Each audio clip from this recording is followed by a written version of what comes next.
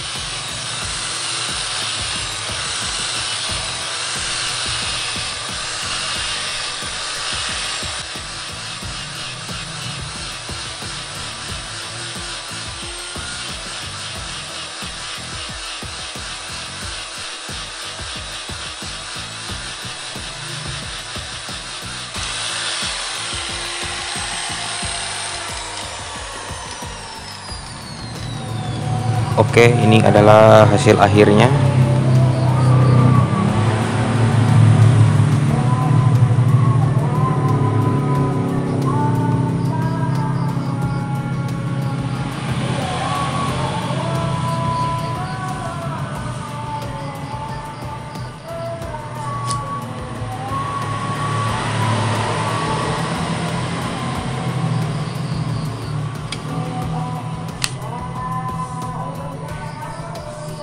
Oke, demikian video kali ini, semoga bermanfaat. Wassalamualaikum warahmatullahi wabarakatuh.